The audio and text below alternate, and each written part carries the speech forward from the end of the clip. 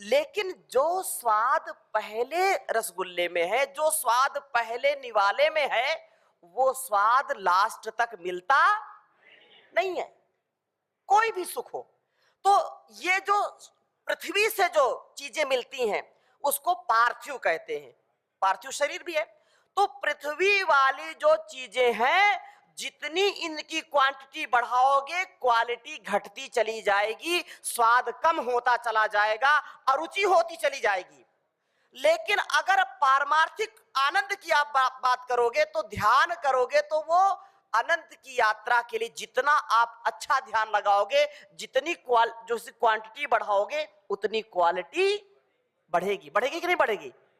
इसलिए इसको आप अपनाइए, इसको अपनाइए। अगली बात, ये तो सेवा के अर्थ में प्रयोग किया। दूसरी सेवा एक और जो संसार में लोक में प्रचलित है, एक तो योग सेवा की हमने बात कर लिया, दूसरी सेवा भी चलती है संसार में।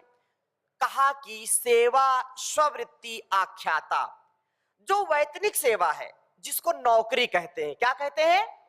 ये भी सेवा है। सेवा निवृत्त हो गए ऐसा बोलते हैं ना। ऐसे तो हमारे संस्कृत के शब्द में ये निवृत्ति शब्द तो केवल भोग और उससे है, संसार से सेवा सेवन से कभी निवृत्ति नहीं हो सकती। अगली बात कही, सेवाम लाघव कारणीम कृत धिया स्थाने स्ववृत्ति विदुः।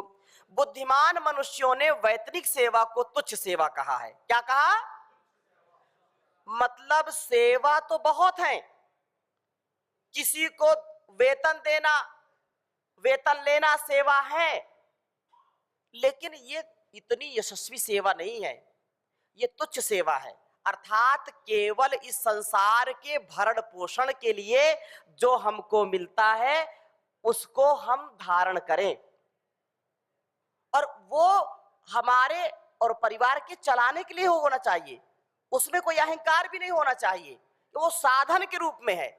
लेकिन उस सेवा को यदि हम योग के साथ करेंगे, हम बोझ के साथ नहीं बोध के साथ करेंगे, तो अगली बात कही, सेवा धर्म परम गहनो योगी नाम अप्यगम्य। सेवा धर्म या निष्काम कर्म अत्यंत महनीय है, कर्म योगियों की सेवा, योग सेवा अगम्य है। ये सेवा फिर धर्म हो जाता है। क्या हो जाता है?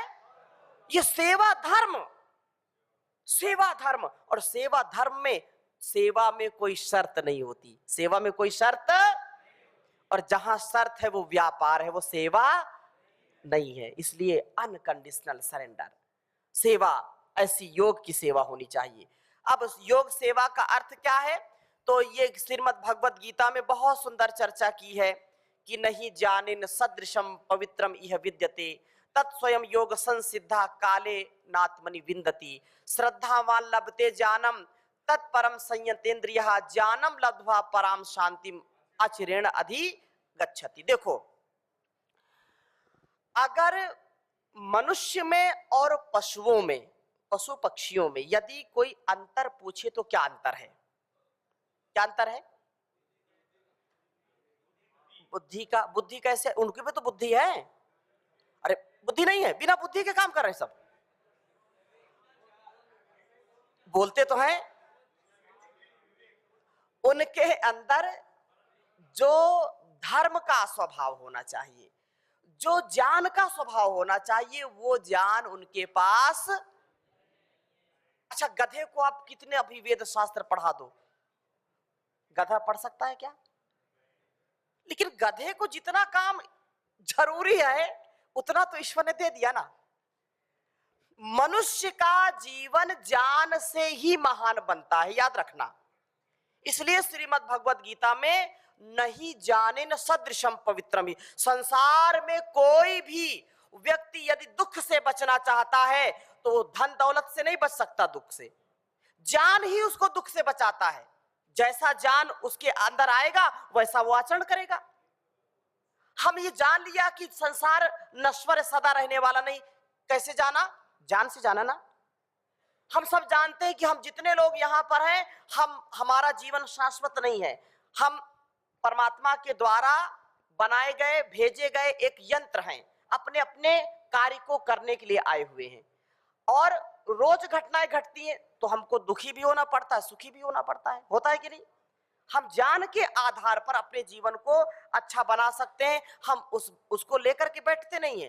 दुख भी आता है तो चला जाता है। ज्ञान ही तो है ना कि हमको किसके साथ व्यवहार कैसा करना। पशु पक्षियों का ऐसा ज्ञान नहीं है। बोलो ज्ञान है क्या? जैसा हम अपने बहन बेटियों के साथ, ये माता है, ये पिता है, ये बेटी है, ये बहन है, ये पत्नी है, किसके साथ कैसा व्यवहार करना है, ये ज्ञान के आधार पर ही होता है ना। पशु पक्षी में ये नहीं है, उनको कोई मतलब नहीं है। इसलिए आहार निद्रा भय मैथुनंचा सामान्य में तत्पशुभि नराणाम धर्मो हि तेषाम अधिको विशेषो धर्मेण हीनः पशुभि समाना। याद रखना, धर्म से, स्वकर्म से हीन व्यक्ति पशु के समान हो जाता है, पशुवत हो जाता है। इसलिए विद्या के विषय में भी कहा, विद्या नाम नरस्य रूपमधिकं प्रच्छन्न गुप्तं धनम विद्या भोग करी यशः सुख करी विद्या गुरु नाम गुरु विद्या बंधु जनो विदेश गमने विद्या परा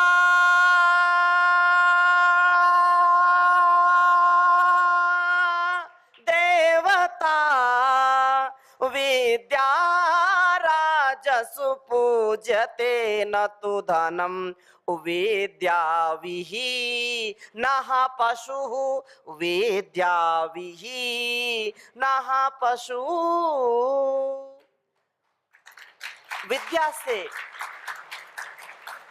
विद्या से हीन व्यक्ति पशु के समान है। इसलिए गुरु ज्ञान की आवश्यकता पड़ती है। गुरु जैसा ज्ञान देता उसको जीवन में उतार करके हम अपना जीवन महान बना लेते हैं। नर से नारायण बन सकते हैं, वामन से विराट बन सकते हैं। ज्ञान इसलिए परम आवश्यक है। महर्षि दयानंद जी ने भी ज्ञान की चर्चा की है, आचार्य शंकर ने भी ज्ञान की चर्चा की है कि ज्ञान से ही व्यक्ति महान बनता है। ज्ञान विहीना सर्वमतेन भजति न मुक्तिम जन्म शतेन भज गोविंदम भज गोविंदम गोविंदम भज मूढ़ मते।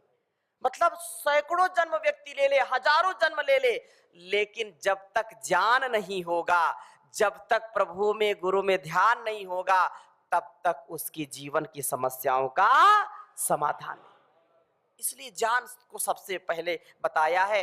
और फिर जब ज्ञान उपलब्ध हो जाएगा तो क्या कहा, अचिरण पराम शांतिम अचिरण अधिगच्छति। उसमें कोई देर नहीं है, बिल्कुल जल्दी से शांतिमय जीवन हो जाता है। योग युक्तो विशुद्धात्मा विजितात्मा जितेंद्रिय सर्वभूतात्मा भूतात्मा कुर्वन्नपि न लिप्यते। योग युक्त विशुद्ध आत्मा हो जाता है। जो योग वृत्ति में रहता है उसकी आत्मा क्या हो जाती है, विशुद्ध अवस्था को प्राप्त हो जाती है। तो बहुत सारे इसमें श्लोक हैं, सारी चर्चा मैं नहीं करूंगा, आपने नोट कर लिया होगा, इनको स्वाध्याय करना। इसी प्रकार से छठे अध्याय में और भी ये बातें कही हैं, 25, 26, 29, 31, 32, 35, 47वें श्लोक में। और फिर दूसरे अध्याय में भी इस बात को कहा, ध्याय तो विषयान पुंसा संगस्ते उपजायते संगात संजायते कामः कामात् क्रोधो विजायते क्रोधात् भवति सम्मोहः सम्मोहात् स्मृति विभ्रमः स्मृति भ्रंशात् बुद्धिनाशो बुद्धिनाशात् प्रणश्यति। फिर बीच में यहाँ थोड़ा सा क्रम वो हो गया, इंद्रियाणाम ही चरिताम यन मनो अनुविधीयते तदस्य हरति प्रज्ञाम वायु वावसी। कहा कि देखो ये जो इंद्रियां है ना, अगर भोग में आसक्त हो गई ना, मन अगर भोग में आसक्त हो गया तो जैसे जो है ना वायु बहा ले जाती है नाव को इधर उधर, बिल्कुल वैसे ही पहले वो पाल वाले नाव चलते थे ना, पाल वाले हवा जिधर चलती थी उसके विपरीत जाते थे ना, हाँ उधर जाते थे। तो वो फिर ऐसे ही चला जाता है। क्रोधात, ये जो क्रोध से भी हम सुबह चर्चा कर रहे थे ना क्रोध की, तो क्रोध भी बड़ा ही अटपटा है। फिर कहा काम ऐसा क्रोध ऐसा रजोगुणा समुद्भव महाशनो महापापमा विधेनम यह वैरिणम। ये सारा जो ज्ञान तत्व है, योग तत्व है, इसको आत्मसात करना, और इसमें चंचलता ही बड़ा ही मामला गड़बड़ करता है। योग में बाधक तत्व क्या है? बाधा आती है ना, एक साधक तत्व, एक बाधक तत्व। सब चाहते हैं योग करना, लेकिन योग हो नहीं पाता। बहुत चाहते हैं योग करना, लेकिन मन नहीं मानता, मन इधर उधर जाता रहता है। आज नहीं कल करेंगे, कल नहीं परसों करेंगे, जैसे बताया ना आपको। तो कहा चंचलम ही मना कृष्णा प्रमाथि बलवदृढ़म तस्य हम निग्रहम मन्ये वायुरिसु दुष्करम। ये जो है असंयत आत्मना योगो दुष्प्राप इति मे मति। असंयत आत्मना, जिसका मन बुद्धि, जिसकी इंद्रियां कंट्रोल में नहीं है, वो योगी कभी नहीं बन सकता। भगवान श्री कृष्ण कह रहे हैं सबसे पहला ये सोपान है, अपने मन को, अपनी इंद्रियों को कंट्रोल में करो। आचार्य शंकर बहुत सुंदर बात कहते हैं, आप लिख भी सकते हैं कि संसार में तुम्हारा सबसे बड़ा शत्रु कौन है? तो कहा कि के शत्रुवः सन्ति, कौन तुम्हारे शत्रु हैं? के शत्रुवः सन्ति। तो कहा निज इंद्रियाणी, तुम्हारी इंद्रियां ही तुम्हारी सबसे बड़ी शत्रु हैं। निज इंद्रियाणी के शत्रुवः सन्ति, निज इंद्रियाणी, तुम्हारी इंद्रियां सबसे बड़ी तुम्हारी शत्रु हैं। फिर कहा संसार में तुम्हारा सबसे बड़ा मित्र कौन है? तो कहा कि तानी एव मित्राणी, तानी इंद्रियाणी, तानी एव मित्राणी जितानी यानी, यानी जितानी इंद्रियाणी तानी मित्राणी। अर्थात वही इंद्रियां तुम्हारी संसार में सबसे बड़ी मित्र हो जाती हैं जो इंद्रियों को जीत लेता है। जो इंद्रियों को जीत लेता है, उसकी इंद्रियां उसकी मित्र हो जाती हैं। इसलिए मेरी इंद्रियां हो सदा मेरे वश में, मेरी इंद्रियां हो सदा मेरे वश में, मेरे मन पे मेरा ही अधिकार कर दो, प्रभु मेरे जीवन का उद्धार कर दो। भंवर में है नैया इसे पार कर दो, मैं गाऊं सदा वेदों की ऋचाएं, मैं गाऊं सदा वेदों की ऋचाएं, तन मन में वेदों का संचार कर दो, प्रभु मेरे जीवन का उद्धार कर दो। तो हमारे जीवन का उद्धार करने के लिए हमको ही तैयार होना पड़ेगा, बाहर का कोई व्यक्ति नहीं करेगा। अच्छा, गुरु की कृपा है, ईश्वर की कृपा, लेकिन हमारी कृपा हमारे ऊपर नहीं है।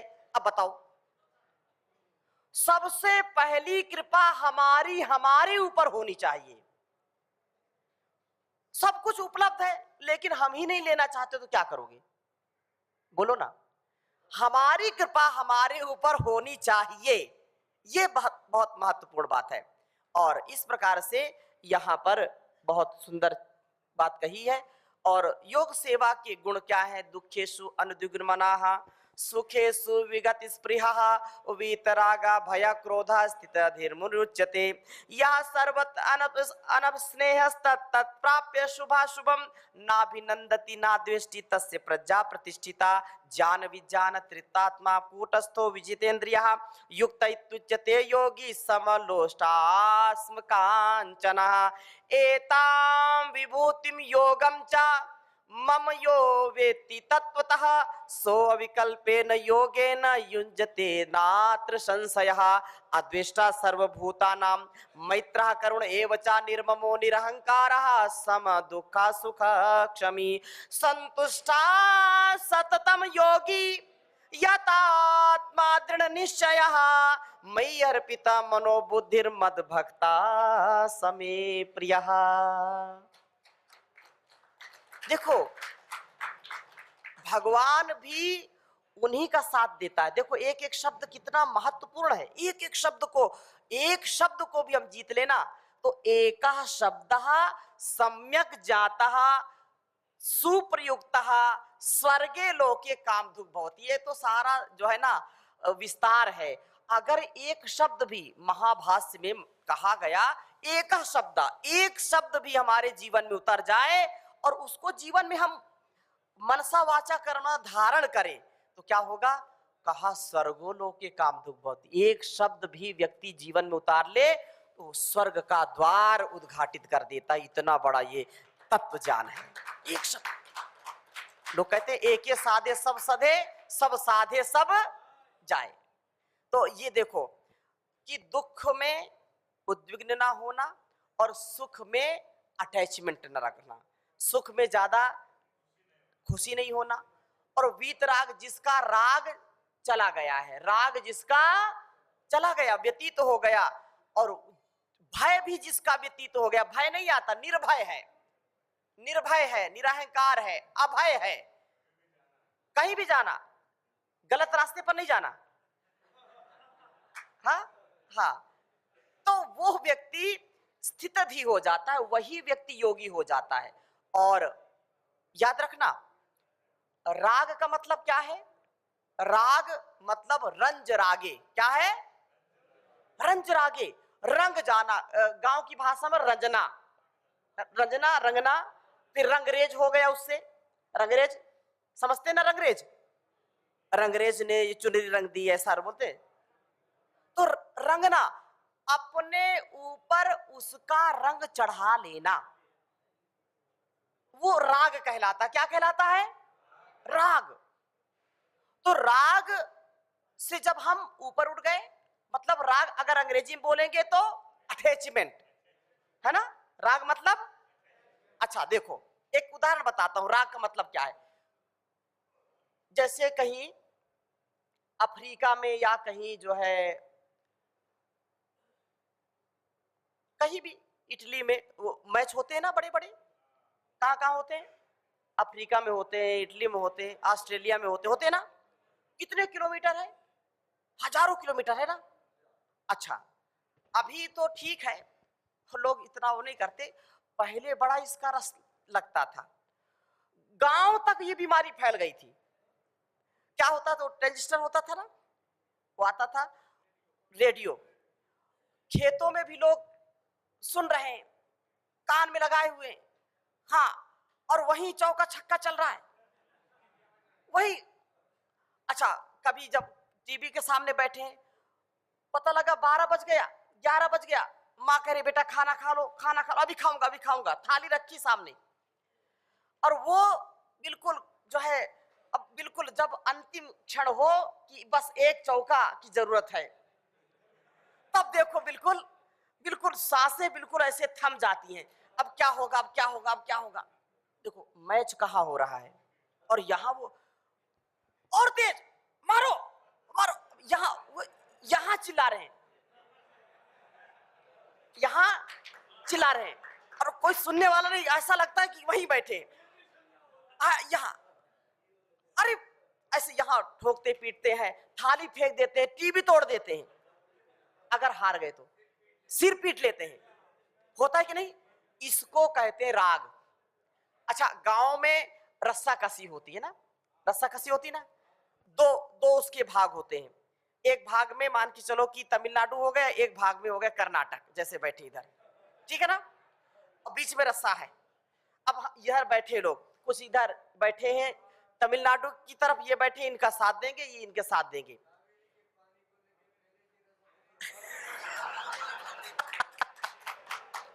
तो देखो इधर बैठे ना, अब हमने बोल दिया कि राजस्थान इधर रहेगा, आपको पकड़ना नहीं है, केवल उत्साहवर्धन करना है। अब इधर बोल दिया दिल्ली और जो है महाराष्ट्र, आंध्र प्रदेश, तेलंगाना आदि, तो इधर आप इनका साथ देंगे। अब देखो अगर ये हो जाए तो ताकत लगा रहे हैं ये, लेकिन इनकी ताकत भी कम नहीं लगती, इतना चिल्लाते हैं, और खींचो और खींचो और खींचो और खींचो। अब ऐसा लगता है कि रस्सा जो है हमारे ही हाथ में है, और ऐसे ऐसे झुके चले और खींचो। ये क्या है? ये राग है, ये राग है। इतना राग आता है कि व्यक्ति उसी में बिल्कुल रंग जाता है। और कहीं शादी विवाह होता है, डीजे बजता है, अब कहीं बाहर है, कहीं बाथरूम में आवाज आ रही तो वहीं नाचने लगे। ये क्या है? कानों में शब्द पड़ा और उस ध्वनि से, उस जो है वाद्य से राग उत्पन्न हो गया, और राग उत्पन्न हो गया तो शरीर अपने आप हिलने लगा, मतलब बिना हिला हिल रहा है, थिरकने लगता है। तो इसको कहते हैं राग। तो ऐसे बहुत सारे राग हैं। कुछ चीजें अपने आप आने लगती हैं, कुछ चीजें देख करके आने लगती, जैसे किसी व्यक्ति को हम देख करके दुखी हो जाते हैं, किसी की हालत देखी नहीं जाती तो कभी करुणा के आंसू आने लगते, आते कि नहीं? हम बोल नहीं रहे कुछ, केवल देखने से मात्र से। अब कोई आप देखिए, फिल्म देखिए जिसमें बड़ा करुण होता है दृश्य, वो हम जानते हैं सही ये नाटक चल रहा है, ये सब क्या है ये, लेकिन फिर भी अपने भाव को हम रोक नहीं पाते। और मैं स्वयं भी उसमें हूँ, ऐसे तो कितना भी कष्ट हो ऐसा कभी रोता नहीं, लेकिन ऐसे वो भाव ऐसे आते हैं ना कि अपने आप आंसू आने लगते हैं।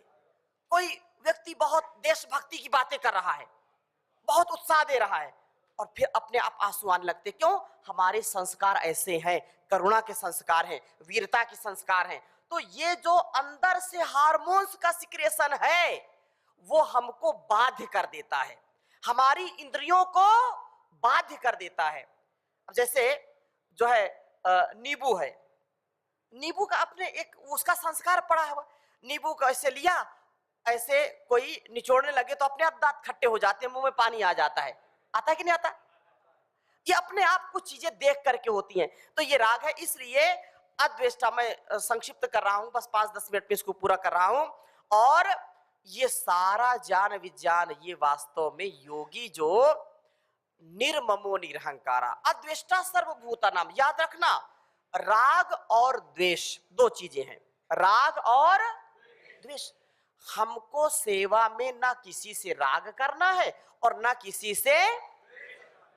योग सेवा में कभी ये अगर कोई रखेगा तो हो नहीं पाएगी। महर्षि दयानंद भी कहते हैं कि प्रीति पूर्वक सबसे आचरण में व्यवहार की, धर्म पूर्वक, प्रीति पूर्वक, यथा योग्य, यथा योग व्यवहार करिए और प्रीति रखिए। अध्यात्म के रास्ते पर, जो योग के रास्ते पर चलने वाले लोग हैं, जो अध्यात्म की उन्नति चाहते हैं, उनको कभी स्वप्न में भी किसी से ईर्ष्या द्वेष नहीं करनी चाहिए, नहीं तो कभी शांति नहीं मिलेगी, कभी समाधि की प्राप्ति नहीं होगी, कभी आपका ये सेवा का कार्य यशस्वी नहीं होगा। इसलिए जो है कभी भी जेलसी रखना या ज्यादा अटैचमेंट रखना ये अच्छा नहीं है। अद्वेष्टा सर्वभूता नाम, निर्ममो निरहंकारा, निर्मम अर्थात ये मेरा है ये तेरा है, ये मैं और तू, जहां चलता है वहां झगड़ा होता है कि नहीं होता? तो ये ना मेरा ना ये तेरा, ये सब कुछ है भगवान का है। मान मेरा कहना नहीं तो पछताएगा, माटी का खिलौना माटी में मिल जाएगा। मान मेरा कहना नहीं तो पछताएगा, माटी का खिलौना माटी में मिल जाएगा। बेटा बेटा क्यों करता है, बेटा बेटा क्यों करता है, बेटा तेरा एक दिन पड़ोसी बन जाएगा, माटी का खिलौना।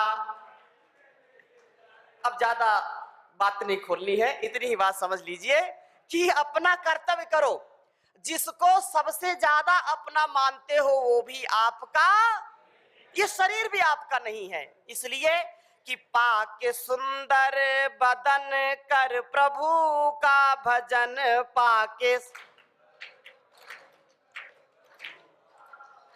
आप भजन नहीं करे कैसे? पाके सुंदर बदन कर प्रभु का भजन, पाके दुनिया फानी का कोई भरोसा नहीं, दुनिया कितने राजा गए कितनी रानी गई, कितने राजा गए कितने, राजधानी का कोई भरोसा नहीं, राजधानी इस सुघड़ बेला में कर कमाई भली, इस सुघड़ बेला में कर कमाई भली, नौजवानी का कोई भरोसा नहीं, नौजवानी का कोई भरोसा नहीं, पाके सुंदर बदन कर प्रभु का भजन,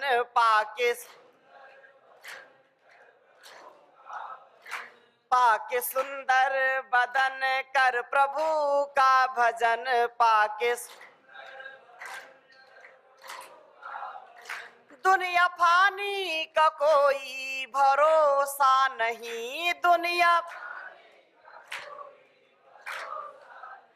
इसलिए क्या करो, किसी से कोई अटैचमेंट नहीं, अपना काम अपनी ड्यूटी हमको करना है। Our duty is our divine worship. Our duty, our divine is the real, our beauty, internal and external beauty. अंदर से और बाहर से भी सुंदर दिखना है तो ड्यूटी करो, योग की ड्यूटी, योग करना और कराना, इससे मन भी अच्छा होगा, इससे तन भी अच्छा होगा। तो आगे चलते हैं। तो ये निरंतर, अब देखो, अगर योग नहीं करेंगे नहीं कराएंगे तो क्या होगा, योग के बाधक तत्व दुष्परिणाम क्या होगा।